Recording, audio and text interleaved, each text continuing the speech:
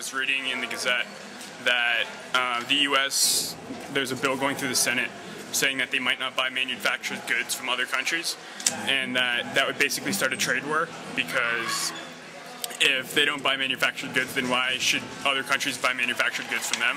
So I think that would be actually kind of ridiculous, and it would just strain global relations even more right now. I really like the new gym at Western. I think it's a great place for students to go and work out. My one complaint about it is that the lockers are too small for the everyday use lockers. Other than that, I think it's great. I think they have a lot of cardio machines, and I love how it overlooks the pool. The only other thing I think of other than the lockers would be that the lounge space may be a bit excessive. They could have fit a bit more things in there, but other than that, it's great. Okay, so I don't think the gym is such a great idea because they just built like an Olympic-sized swimming pool, but the aquatic center is just up the street, and people can swim there. And the old gym wasn't that bad, so. And I don't use it, so I don't want to pay for it. I'd just like to say a couple of things about the music industry right now. I just want to say I think it's in sorry shape, and the stuff that's on the mainstream right now, that's on the tubes, that's pumping, and that kids are eating up, is not good. I realize that's a very subjective statement, but I think that people really need to turn back to the true artists and the true classics, and I think that one of the places that people have to go for that is they have to go back to the roots of the music. So I think that you really have to go back to the blues and back to the jazz, and I think that music has to rebuild and take it from there, look to its foundations for continued fulfillment and involvement and all that kind of stuff. I just want to talk about how Scarborough always gets a bad rep, and everyone thinks it's all violent and it's all crime and everyone just gets shot. Well, I got something to tell you. Stop saying that or I'll shoot you. I don't like George Bush because he's an idiot, because he makes Americans look stupid, and he just went into Iraq to steal oil. So the USC presidential election's a crazy process, obviously. You learn a lot about yourself, you learn a lot about the other candidates, the university, you learn who your true friends are, obviously, the people that stand by you, and you learn a lot, I guess, just about who you are as an individual. I would not trade my experiences for anything, but it's crazy, absolutely insane. I'm passionate about gay rights and feminism, and I'm hoping that as new USC president that Emily Rowe makes that part of her platform and her campaign, and I hope she does a great job with that. I'm really happy about the turnout. It's the highest we've had so far, but we need more. So next year I really hope that the students involved in Western really get more involved, and we have a higher turnout than ever before.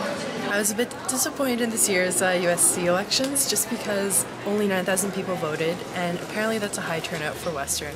But our population, our student population, is 32,500.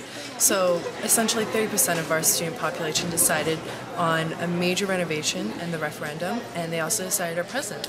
And I think all the candidates were very strong, but I do feel like some of the candidates for other positions, such as Senator at Large, were not taken as seriously. I do think that, for example, there was one kid, I do not remember his name, he talked about his platform and made an analogy to going out at the Seeps for a night as his platform and how it would affect his run at Senate. And I just think that's highly inappropriate for a student-run parliament.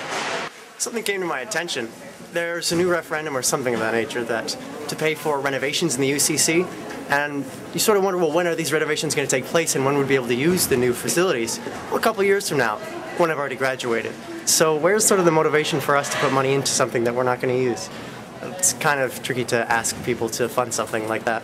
I voted no yesterday on the referendum about the fees for renovating the UCC, because I feel that we shouldn't have to pay for a luxury that other people will get to enjoy. I'll never get to experience that UCC, and I don't think I should have to pay for it.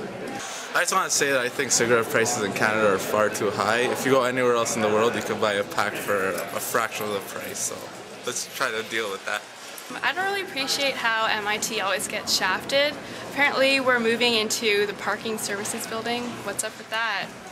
I'm an MIT and I really like it, but if I would have to say one bad thing about it, it would be that it's really cliquey. And in first and second year, groups start forming, and then people don't really expand out of their groups, and it's sort of like high school, and it's kind of annoying. Because when you're in university, you should be friends with everyone and you should expand, and we're all learning and we're all experiencing things. But it's really cliquey and it kind of really bothers me. Ivy in itself is a pretty decent program. I'm just not a big fan of the exclusiveness of people who go to Ivy and how they think that they really don't need to associate with the rest of the campus, which I think is a pretty silly concept considering that we still are part of campus and we're still part of UWO.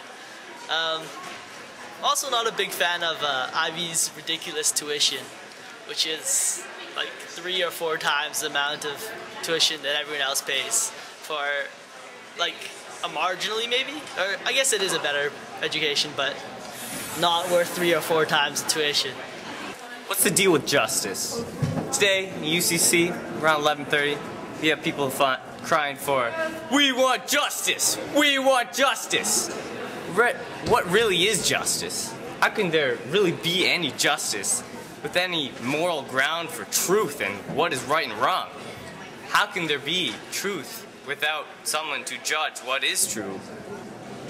Where do we get our concepts of right and wrong that we can proclaim justice for the world? If one thing is just for one person, and is it wrong that they do it if it is just for them? I say no. I say there is objective truth. I say there is objective right and wrong. What do you think? I'll let you decide.